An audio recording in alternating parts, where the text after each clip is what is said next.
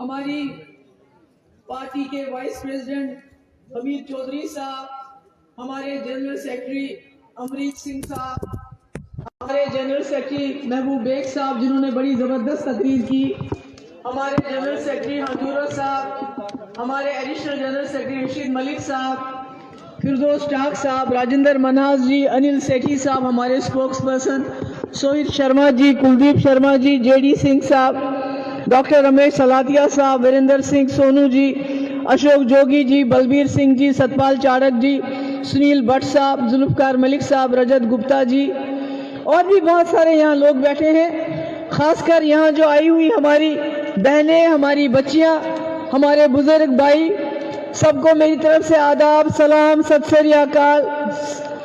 سب سے پہلے تو میں یہاں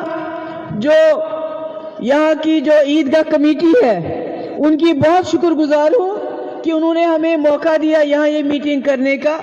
ہم نے بہت کوشش کی تھی جموں سٹی کے اندر اس میٹنگ کو کریں، مگر وہاں اجازت نہیں دی۔ کہتے ہیں کہ پی ڈی پی کو کووڈ کا خطرہ ہے، مگر مجھے لگتا ہے ان کو پی ڈی پی سے خطرہ لگتا ہے، کووڈ سے نہیں لگتا ہے۔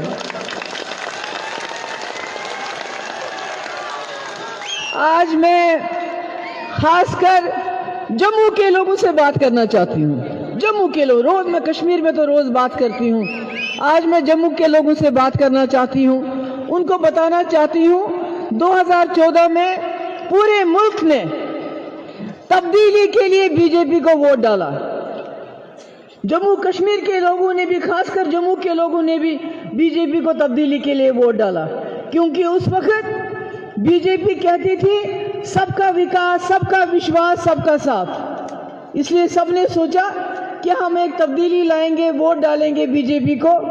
مگر ہماری بدقسمتی یہ ہوئی کہ جب بی جے پی کی سرکار بنی، جیسا محبوب بیگ صاحب نے کہا، انہوں نے جو ہمارا سمویدھان ہے، ہماری کانسٹیٹیوشن ہے، اس کو سامنے سے ہٹا کے جو بی جے پی کا ایجنڈا ہے، ہندو مسلمان کو لڑانا، مندر اور مسجد کو لڑانا، سکھ اور کرسچن کو لڑانا، انہوں نے وہ ایجنڈا سامنے رکھا، اس پہ کام کیا۔ ہمیں بتایا گیا تھا کہ ہر ایک کے اکاؤنٹ میں 15 لاکھ روپے آئے گا، 2.5 کروڑ نوکریاں ملیں گی ہر سال، اور دودھ کی گنگا بہے گی۔ دودھ کی گنگا تو نہیں بہی، بلکہ گنگا میں لاشیں ضرور بہی، جو ہم نے دیکھا جب کووڈ ہو گیا۔ تو کسی طریقے سے انہوں نے اس دیش میں جو تبدیلی کے لیے ووٹ دیا تھا، وہ اچھی تبدیلی ہم نے نہیں دیکھی۔ جب کوئی جوان، چاہے وہ ہندو ہو، مسلمان ہو، سکھ ہو، چاہے جے این یو میں پڑھتا ہو، چاہے دہلی یونیورسٹی میں پڑھتا ہو، چاہے کسی بھی یونیورسٹی میں پڑھتا ہو، جب وہ ان سے سوال کرتا ہے کہ آپ نے میرے سمویدھان کی بےعزتی کیوں کرتے ہو، تو اس کو دیش دروہی کہتے ہیں، اس کو ٹکڑے ٹکڑے گینگ کہتے ہیں، اس کو کہتے ہیں یہ ہندوستان کے خلاف بات کرتا ہے۔ اور یہاں جموں میں بھی آپ نے اس کو ووٹ دیا، اور مفتی صاحب نے فیصلہ کیا کہ چونکہ جموں کے ہندو نے، اکثریت نے بی جے پی کو ووٹ دیا ہے، اس لیے ہم بی جے پی کو الگ نہیں کر سکتے، ہمیں جموں کے ووٹ کی عزت کر کے بی جے پی کے ساتھ سرکار بنا کے اٹل بہاری واجپئی کے پروگرام کو، پولیٹیکل پروسیس کو آگے چلائیں گے۔ جس پولیٹیکل پروسیس کی وجہ سے ہمارے بارڈرز پہ گولی بند ہو گئی تھی، جس کی وجہ سے ہمارے راستے کھلے تھے، جس کی وجہ سے بات چیت ہوئی تھی، جس کی وجہ سے ملیٹنسی کم ہوئی تھی، جس کی وجہ سے ہندوستان اور پاکستان نزدیک آ گئے تھے، جس کی وجہ سے جموں کشمیر جو جنگ کا اکھاڑا بن گیا تھا، وہ ہندوستان اور پاکستان کے بیچ میں پل بن رہا تھا، چاہے وہ راولا کوٹ روڈ کھل گیا، چاہے مظفر آباد۔ یہ سوچ کے مفتی صاحب نے ہاتھ ملایا، مگر کیا ہوا؟ کیا ہوا؟ ہم تو الزام دیتے ہیں علی محمد جناح کو، جنہوں نے آزادی کی لڑائی جواہر لال نہرو، گاندھی جی، سردار ولبھ بھائی پٹیل، سر سید احمد خان، امبیڈکر جی، سب کے ساتھ لڑی ہندوستان کو آزاد کرنے کے لیے، مگر ہمیں ان سے ایک گلہ ہے، ایک شکایت ہے کہ انہوں نے ہمارے ملک کا بٹوارا کیا، زمین کا بٹوارا کیا، اور آج ہم ان کا نام لینے سے گریز کرتے ہیں۔ کیوں؟ کہتے ہیں انہوں نے ہندوستان کا بٹوارا کر دیا، ہندو مسلمان کو الگ کر دیا۔ مگر اگر آج آپ دیکھیں گے، آج ہزاروں جنہ ہیں جو نہ صرف زمین کا تو ہو گیا، یہاں کے انسانوں کا بٹوارا کرتے ہیں، یہاں کے ہندو مسلمان کا بٹوارا کرتے ہیں۔ اور یہ وہ لوگ ہیں جنہوں نے آزادی میں اپنا کوئی یوگدان نہیں ڈالا۔ یہ اس وقت انگریزوں کے تلوے چاٹتے تھے، آج ہمیں دیش بھکتی سکھاتے ہیں۔ یہ کہیں مجھے ان کا ایک نام بتائیے جو کبھی جیل گئے ہو، ایک لیڈر کا نام بتائیے جو آزادی کے لیے جیل میں گیا ہو، جس نے آزادی کی لڑائی لڑی ہو۔ نہیں، یہ ان کے تلوے چاٹتے تھے اس وقت انگریزوں کے، اور انہوں نے جھنڈا کچھ سال پہلے اپنے وہاں لگایا، تب تک ہندوستان کا جھنڈا بھی نہیں لگاتے تھے یہ لوگ۔ آج ہمیں یہ سبق دے رہے ہیں کہ آپ دیش دروہی ہو، ہم دیش بھکت ہیں۔ ارے کہاں سے دیش بھکت ہو گئے آپ نے تو اس ملک کے ٹکڑے کر رہے ہو، آپ لوگ ہندو مسلمان کو لڑا رہے ہو۔ وہاں ادھر ہمارے پڑوسی ملک میں ایک جنرل آیا تھا، وہاں تو بڑے جنرل آئے، اس نے کہا یہاں تو اسلام ہے مگر اصلی اسلام میں لاؤں گا، اصلی مذہب میں سکھاؤں گا مسلمانوں کو۔ اور مذہب سکھاتے سکھاتے اس نے اتنی نفرت وہاں پیدا کی، وہاں کے بچوں کو کتاب کے بدلے بندوق ہاتھ میں دی، اور آج اس پاکستان میں بم پھٹتے ہیں۔ آج وہ پاکستان قرضدار ہو رہا ہے، آج وہ پاکستان پچھتا رہا ہے کہ ہم نے کس جنرل کا ساتھ دے کے پاکستان کی زمین میں زہر بویا جو آج وہ کاٹ رہے ہیں۔ اور ہمارے ہاں کیا ہو رہا ہے آج؟ ہمارے ہاں کیا ہو رہا ہے؟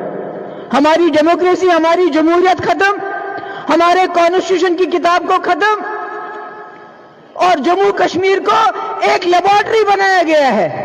جموں کشمیر میں ٹیسٹنگ ہوتی ہے، پہلے جموں کشمیر میں دیکھا جاتا ہے کہ یہاں کیا ہوگا، پھر وہاں ہو جائے گا۔ آپ دیکھیے ایک مثال، ابھی کچھ دن پہلے یہاں کے ملازموں نے ہڑتال کی بجلی کو لے کے۔ پہلے تو جو جواہر لال نہرو نے بنایا تھا، جو گاندھی نے بنایا تھا، جو سردار ولبھ بھائی پٹیل نے بنایا تھا، بابا صاحب امبیڈکر نے بنایا تھا، وہ سارا پرائیویٹائز کر رہے ہیں، سب بیچ رہے ہیں، سڑکیں بیچ رہے ہیں، ہوائی جہاز بیچ رہے ہیں، ریلوے بیچ رہے ہیں، اور ہم جموں کشمیر کے لوگوں کی بجلی کو بھی پرائیویٹائز کر رہے ہیں۔ یعنی کل کو اگر پرائیویٹ پارٹی آتی ہے، وہ آپ کو بولتی ہے 10 کے بجائے آپ کو 50 روپے مجھے دینا ہے، آپ نے دینا، آپ کیا کرو گے؟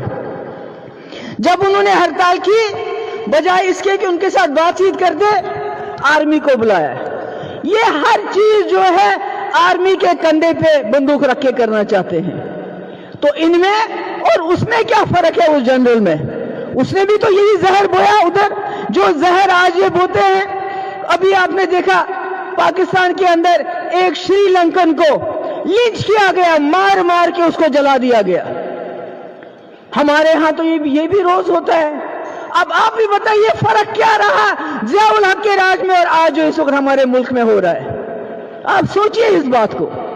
کم سے کم وہاں جب لنچنگ ہوئی تو وہاں کے وزیر اعظم نے اس کو کرٹیسائز کیا، کہا آج پاکستان کا سر شرم سے جھک گیا۔ مگر جب ہمارے ہاں لنچنگ ہوتی ہے، مائنورٹیز کو مارا جاتا ہے، دلتوں کو مارا جاتا ہے، تو ان کو ہار پہنائے جاتے ہیں، لنچنگ کرنے والوں کو ہار پہنائے جاتے ہیں۔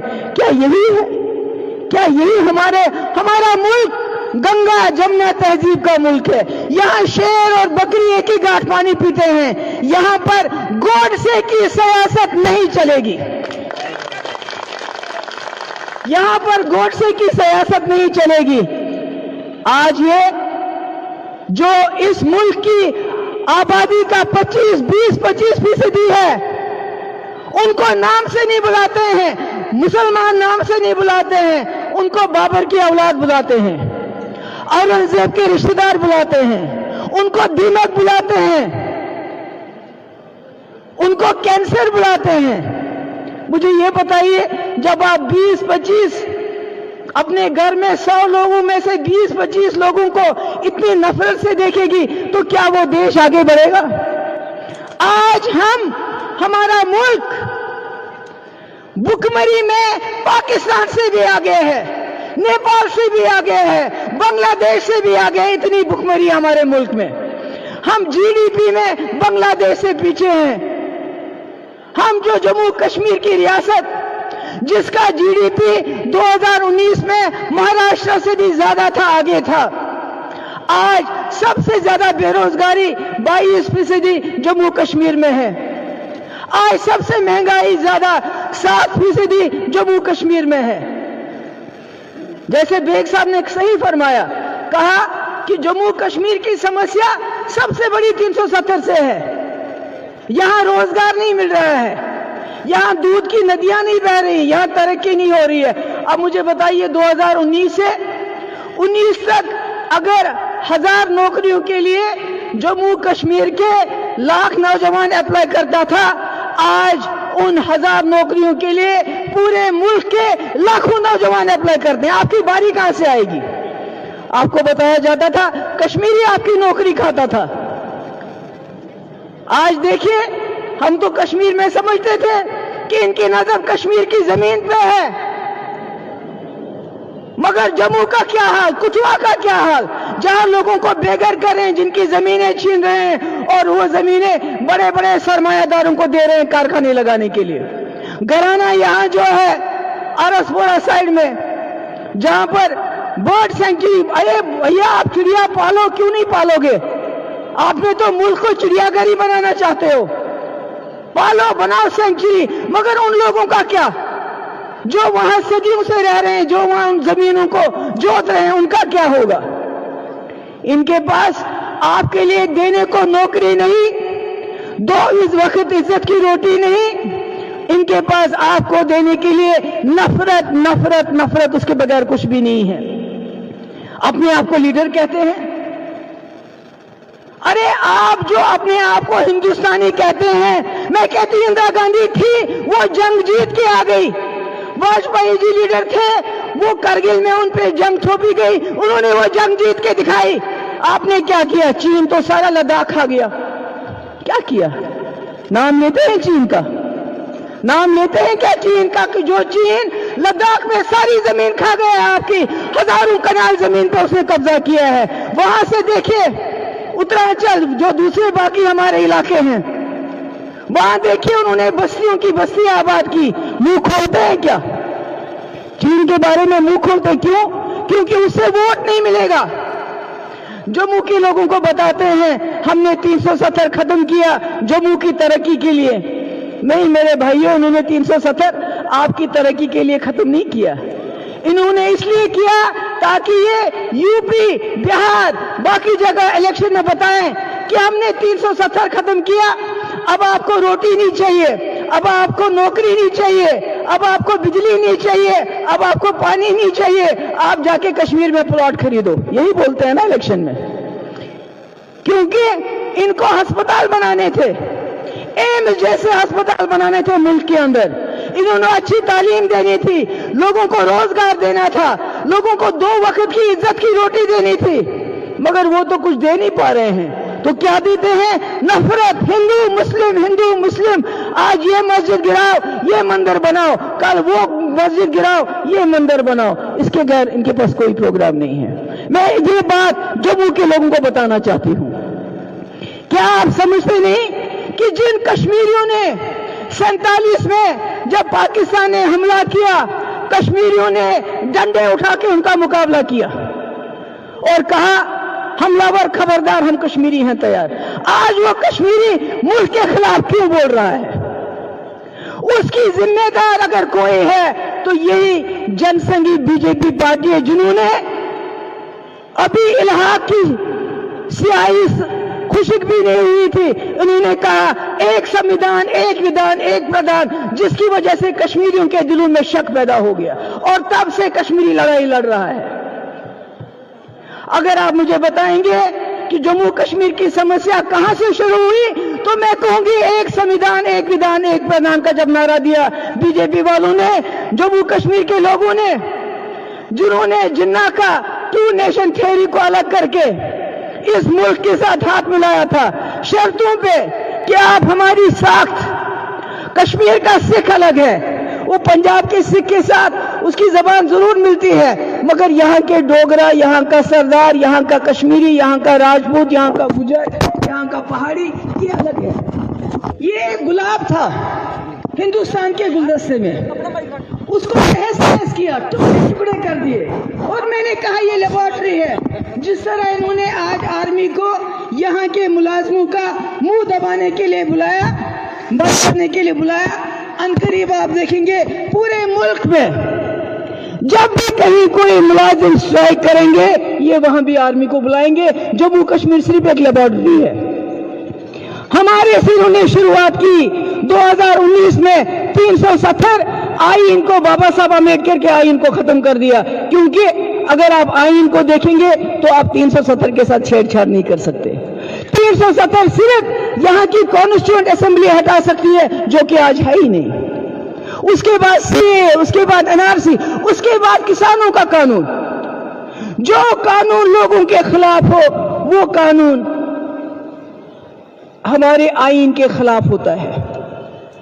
मगर उन किसानों को मैं सलाम करती हूं, उनको खालिस्तानी बुलाया, क्योंकि इनके सामने जो खड़ा हो जाता है, बात करता है, उसको आतंकवादी बुलाते हैं, एंटी नेशनल बुलाते हैं, टुकड़े टुकड़े गैंग बुलाते हैं।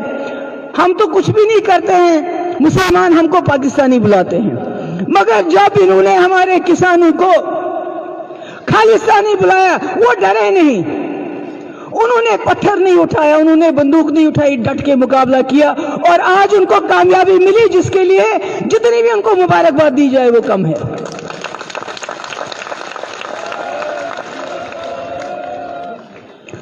और यहां सुजवा हो, बटंडी हो, खाली आपके पीछे नहीं पड़े हैं, ये और भी इलाकों में। मैं तो कहती हूं कि जब इंशाअल्लाह सरकार बनेगी, ये जो तमाम कॉलोनीज है, इनको रेगुलराइज किया जाना चाहिए, ताकि आने वाले वक्त में इनके हाथ में ये डंडा कभी ना आए, जिसकी वजह से हमारे लोगों को परेशान करते हैं। ये बांटना चाहते हैं आप लोगों को। मैं जम्मू के नौजवानों से कहना चाहती हूं कि जब तक जम्मू कश्मीर में अमन नहीं होगा, तब तक यहां इन्वेस्टमेंट नहीं आएगी। मुझे बताइए कितने कारखाने लगे 2019 के बाद, कितनी नौकरियां मिली? कुछ भी नहीं। क्या मिला?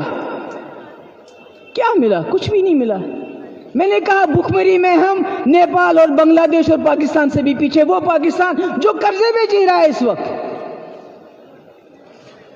तो मेरा ये कहने का मकसद है, आप गुजर और पहाड़ियों की लड़ाई की जा रही है। हमने कल पीएचडी में भी कहा कि हम उनको अपील करते हैं, आप दोनों कौमें इकट्ठे बैठ के आपस में मिलजुल के फैसला करो, इनके झगड़े में मत आओ। मैं ये बताना चाहती हूं। मैंने देखा कि नफरतों की इनकी हद नहीं है। इन्होंने दरबार मुंह बंद कर दिया। कभी कहते हैं इतने लोग आओ, फिर कहते हैं नहीं अब इतने आओ। मकसद क्या है? मकसद ये है जो कश्मीरी और डोगरा आपस में मिलते हैं, इकट्ठे रहते हैं, एक दूसरे के घर में खाते हैं, पीते हैं, दुकानों से सामान खरीदते हैं, ये उस रिश्ते को तोड़ना चाहते हैं। आज जम्मू का दुकानदार रो रहा है, क्योंकि जो कश्मीरी 6 महीने कमाता था, सर्दियों में जम्मू आके खर्च करता था, आज तो वो भी कंगाल है, कश्मीर में वो भी कंगाल है, और उसको यहाँ आने का बहाना भी इन्होंने खत्म कर दिया। मैंने एक बार एक जम्मू के दुकानदार से कहा, मैंने कहा आप आवाज क्यों नहीं उठाते हैं? कहा क्या करेंगे, ये देशद्रोही बुलाते हैं, जो इनके खिलाफ आवाज उठाता है उसको ये देशद्रोही बुलाते हैं। इसलिए मैं आप सबसे ये कहना चाहती हूँ, इल्तिजा करना चाहती हूँ कि जिस तरह ये और करगिल के लोग इकट्ठे हो गए, उनको सारे हुकूक मिल गए, उनकी जमीन बाहर वाला नहीं खरीद सकता, उनकी नौकरियां बाहर वालों को नहीं मिल सकती। अगर जम्मू और कश्मीर के लोग, खासकर नौजवान तबका इकट्ठा हो जाए तो ये हमारा मुकाबला नहीं कर सकते। हमारी नौकरियां हो, हमारी जमीन हो, हमारी जायदाद हो, हमारा 370 हो, हमारा 35 हो, सब कुछ इनको वापस करना पड़ेगा, माफी के साथ। जिस तरह इन्होंने किसानों के लिए किया, उसी तरह हमारे साथ भी करना पड़ेगा। اس لیے میں آپ جنہوں نے یہاں ہمارے جتنی بھی ٹیم ہے، رشید ملک صاحب کو لے کے جتنے بھی ٹیم ہے، ہمارے اسٹیٹ سیکرٹریز، ہمارے ڈسٹرکٹ پریزیڈنٹ، ہمارے لوگ، ہمارے زون پریزیڈنٹ، سب نے بہت محنت کی. میں نے تھوڑی ان کو ڈانٹ لگائی تھی، آج انہوں نے بہت محنت کی رل مل کے. میں ان کی بہت شکر گزار ہوں اور آپ کی بھی بہت شکر گزار ہوں. آپ یہاں آئے، میری بات سنی، اور مجھے امید ہے کہ جموں کے لوگ، کشمیر کے لوگ ان کے ساتھ ہاتھ ملا کر جو ہمارا کھویا ہوا وقار ہے اس کو بحال کرنے کے لیے اکٹھے جدوجہد کریں گے. بہت بہت شکریہ.